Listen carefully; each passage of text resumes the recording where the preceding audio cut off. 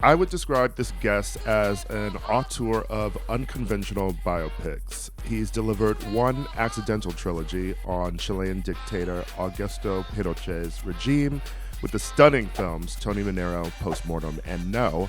And now he's delivered a second accidental trilogy of history's most iconic women, which began with the films Jackie and Spencer. Today he's here to discuss the final film in this trilogy, Maria. So please welcome to Keep It, the man who delivered my queen, Angelina Jolie, back to the silver screen. It's Pablo Larraín.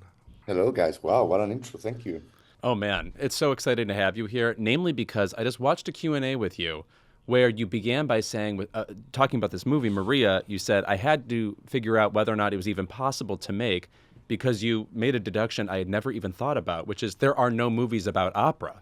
So Yeah. I was just thinking, what can you just explain what your theory on what this chasm is between movies and opera and why they seemingly never meet on screen other than like that time Cher goes to the opera in Moonstruck?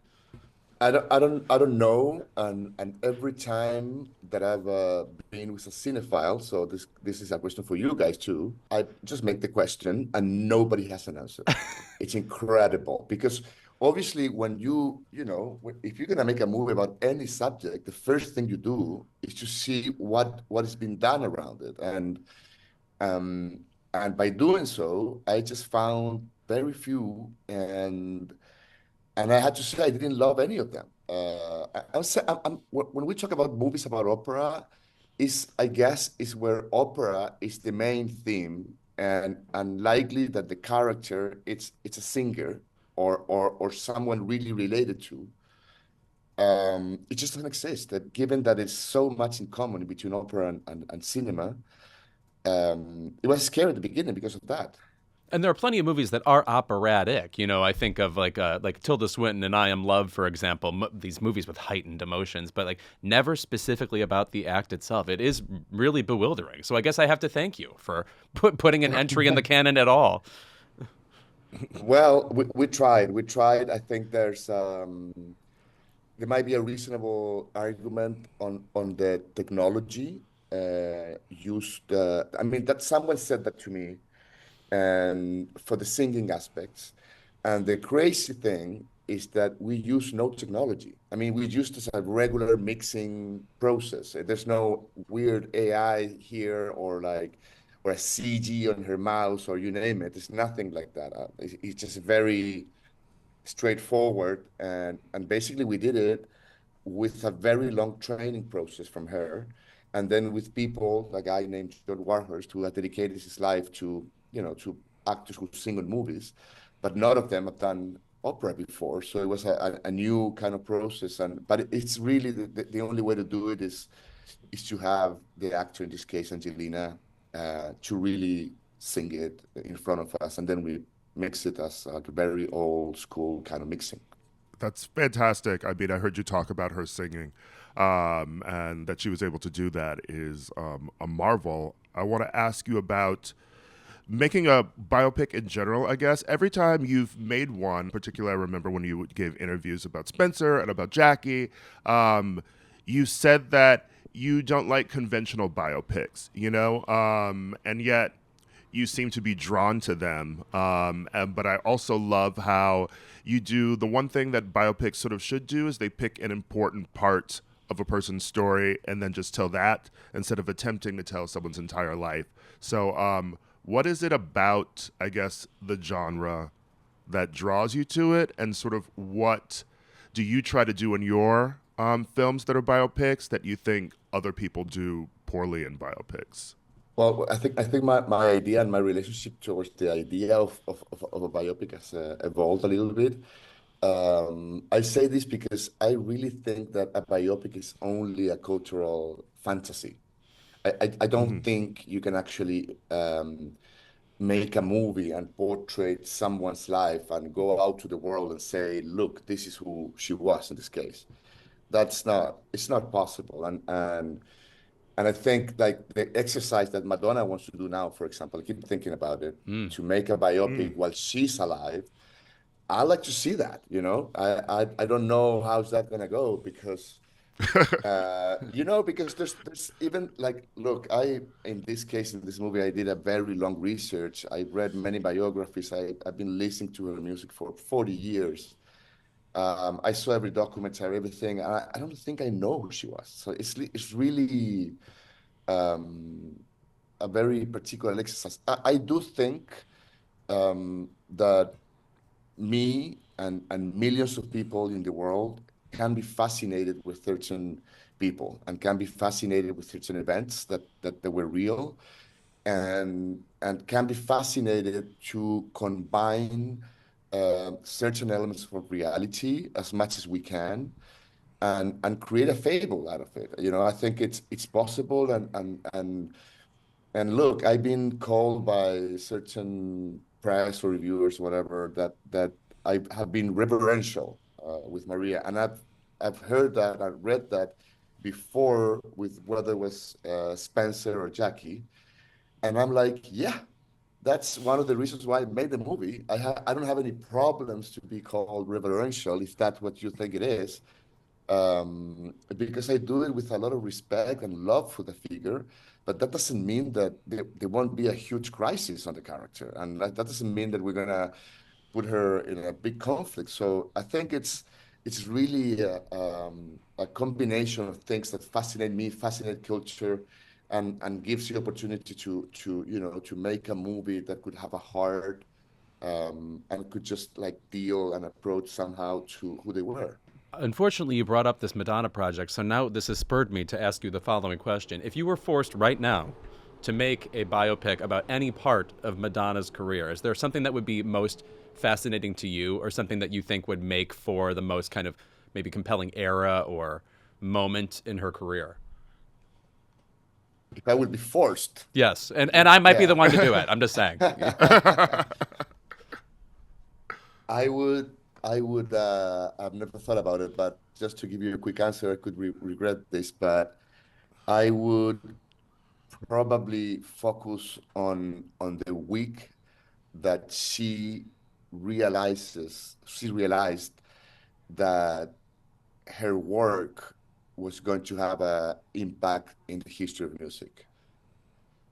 How do you deal with that? How do you when you find out that whatever you're doing, whatever you did, it it has such a universality that has changed the history of pop music, at least for sure.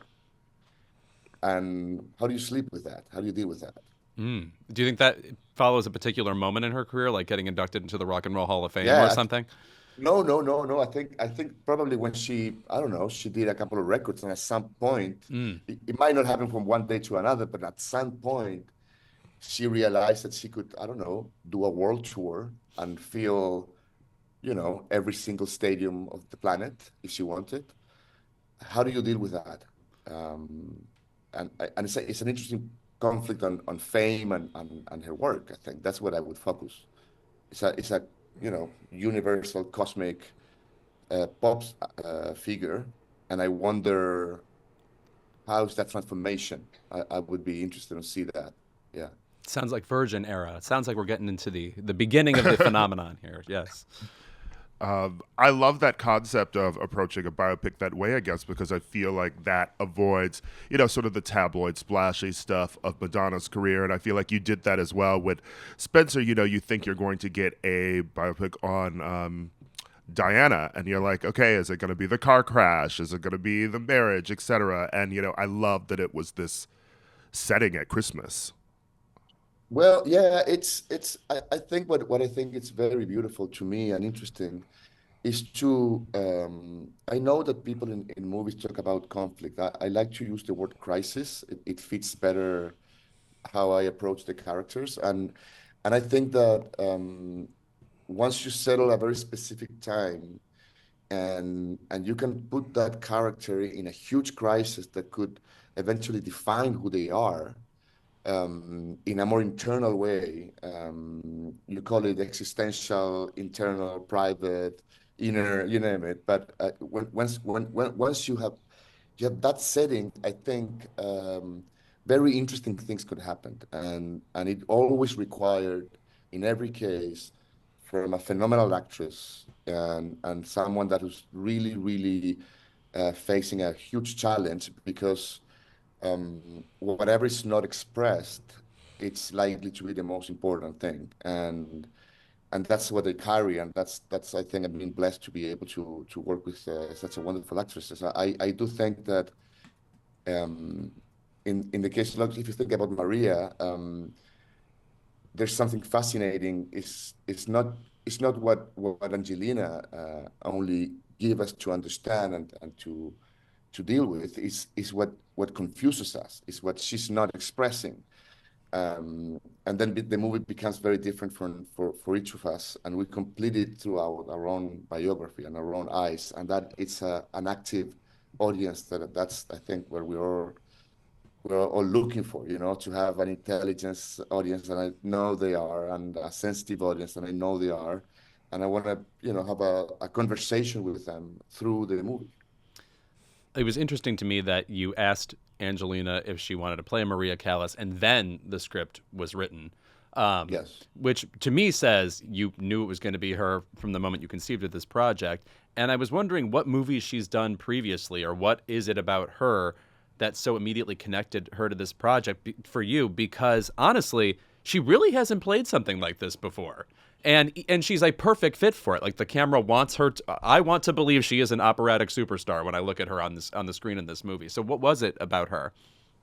Well, I think I wouldn't refer to a specific movie. I think what I see in the way that I approach the performance of people, of actors in general, it's likely to be in fragments of what they do. It's never just a movie. It's like you see certain things that you could probably think that accommodate, but I think more importantly is that I met Angelina before in the past 2 or 3 times for other things that never became movies.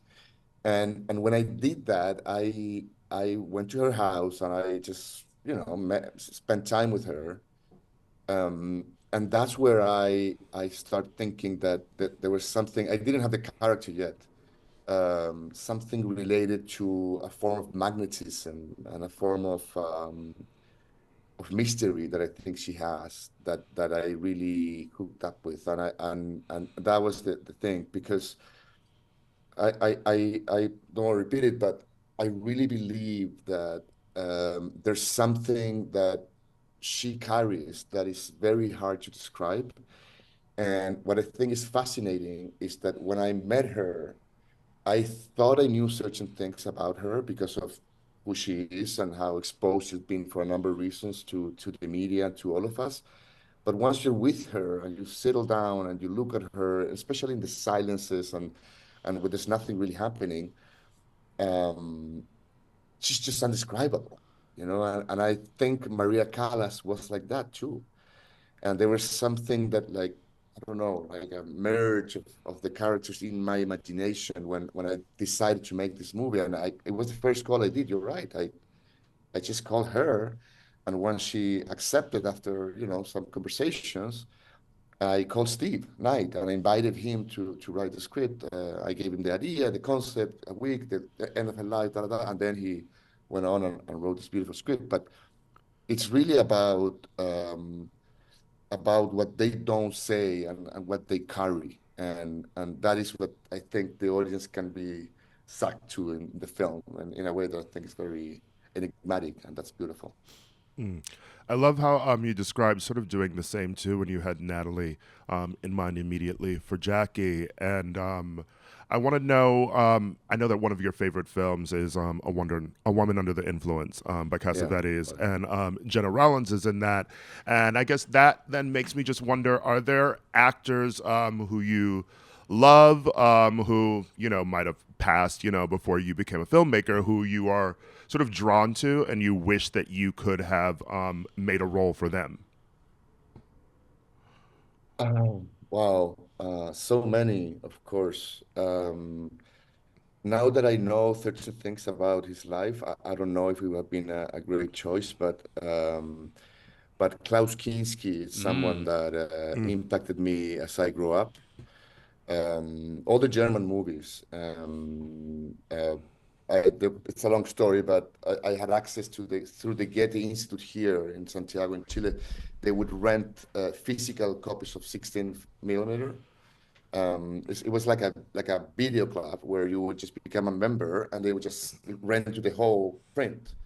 And for obvious reasons, they had, Fritz Lang, Wenders, Herzog, and Fassbinder, and so that was part of my key formation and education in film.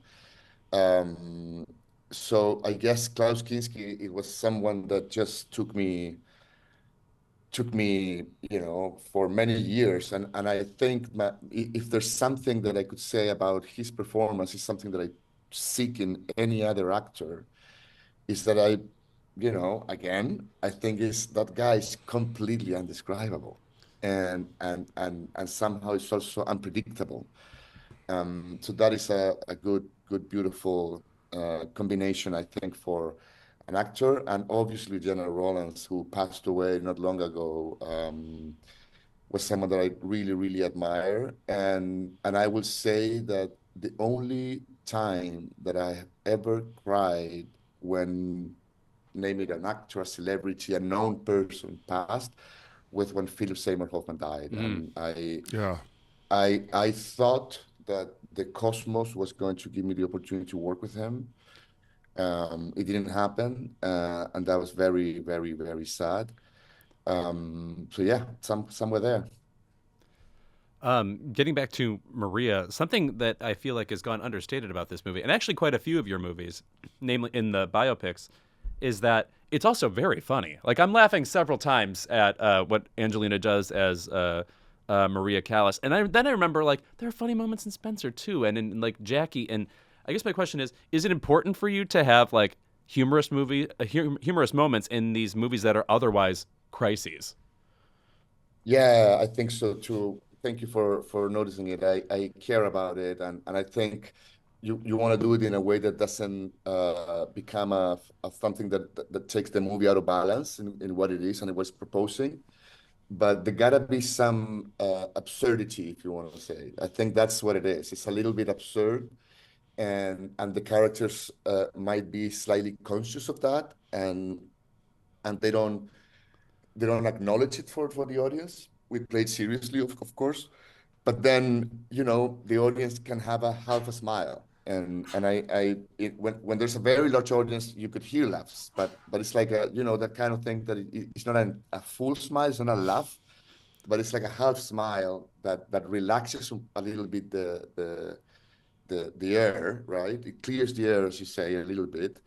But also I think it acknowledges that none of us take this that seriously, and we go back to our duty of making a movie and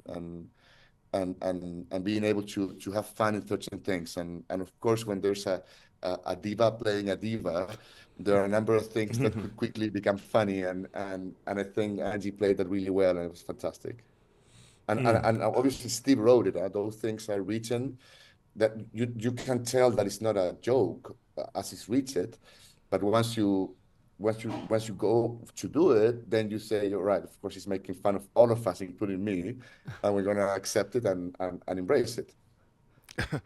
Um, Speaking of another particular genre that I feel like you dabble in is Spencer was so much of a ghost story, and then I loved El Conde Oh my as well, God. which is it's just a vampire, but also says a lot about Chile and sort of your feelings about the country.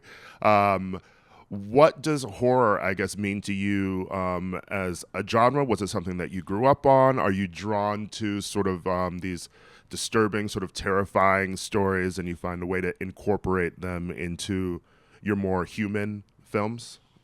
Yeah, I'm not very into. I'm not someone that actively see horror movies. Hmm. I have an enormous respect for the people who does it and who does it well. Um, and I never intend to do something that's scary, but it's if there's any horror element, it's more psychological and something that hits you as you see it and maybe afterwards. Um, I think there's like horror, um, because we humans can do horrible things, and when you portray that and you find a tone to do that, you could eventually, think what you're thinking, that there's a horror element in it. It's not what I'm chasing, and if it happens, I embrace it. I'm very happy. But I just think that there are elements where where we need to put things on boxes, right? And that's how we communicate to each other. Is this a comedy? Is this a drama? Is this a horror? Is this a genre? Is this action? Whatever. And sometimes movies are a little bit of a, they have a little, they're spicy and they have different spices from different sources. Um, and I think that in the case of El Conde, the aim was to make a black comedy, a satire, a farce out of this character. And obviously there are horrible things in there, and we didn't shy away from it. My last question about Angelina Jolie. I heard you say before that she brought a stoicism to the role that you didn't expect her to bring, but you Yeah. kept it in the movie. Also, you know who she reminds me of? As much as she's an action star here in the States, she's also got like a Liv Ullmann quality. It's like she's our like American-born foreign actress. I can't explain it, but anyway, it sounds like that stoicism is something I kind of associate with Liv Ullmann. Did you have a favorite moment of discovery while making the movie that Angelina brought to the screen? Yeah, well, it's something that she brought up, um, because what I do in the what I have done in the three cases, in Jackie and Spencer and now Maria, is that you can quickly understand that like in my case, I have obvious limitations towards the character. Um, um, I don't mean to say this in a like a woke kind of angle. I really don't think I have all the tools to completely embrace and understand a character that is so complex like that. That is a woman that is played by a very intelligent woman in three cases.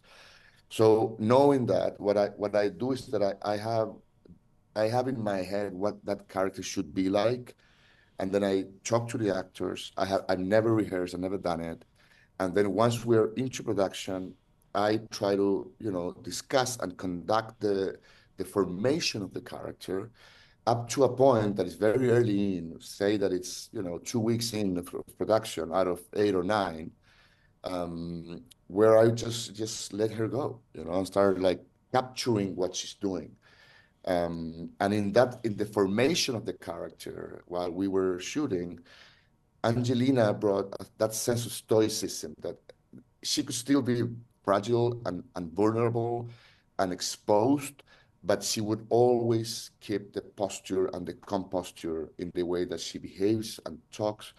So it was a way to not only to protect the character, but it's a way to understand it in the dimension that Maria Callas really was at that point of her life. And I didn't entirely expect it, to be completely honest, but I did embrace it. I Mm. struggled a little bit at the beginning, and then it was, of course, we keep talking. And it was like, but it was a little bit more in the physicality of what we were doing, like the choreography of the scene. And I would work often way more with the other actors than her. And also, what happens is that I lately I've been operating the camera, which is quite unusual. Mm. And there then I often have the camera very close to the actor, so it becomes something that I'm never in the monitor like with headphones and say play it again. No, I never do that. I just see what is going on through the viewfinder with one eye. I feel it because it's very close. And at some point with Angelina, it was just the way we would look at each other. And we were just okay, let's do it again. We understood what we were doing. And I think that that sense of stoicism, um, it's something that makes the character very beautiful, because out of a very natural contrast, when she is alone, um, that stoicism becomes invisible, and that is the gate to the character, unlike when she's with others. So that's how I did. I said, okay, well, let's do that, play like that. And then I improvised and I asked the crew to include time to shoot moments with herself alone, with nobody else. So that gave a different dimension of the character, and I think we found a beautiful balance thanks to her initiative. Thank you so much for this film. I mean, it's very gorgeous, and I also couldn't let you go without telling you how much I love the film No, which I rewatched before we spoke, and I just forgot how much that film sort of feels just very much about every thing we're living through in the current moment of life. Yeah, too. be strong, So, guys. I'm often in the US, but I travel back and I, I don't know, man. It's so confusing. I think we're going through very, very confusing times, and I hope it settles and things don't go bad because it smells bad. Yeah, quite. That's exactly well yeah. put. Yes. Also, I just want to say before we let you go, you are in a room that can only be described as Jackie Pink right now. That color belongs to no Yeah. one else but Jackie Kennedy. There you go. Thank you It's for all connected, amigo. All right.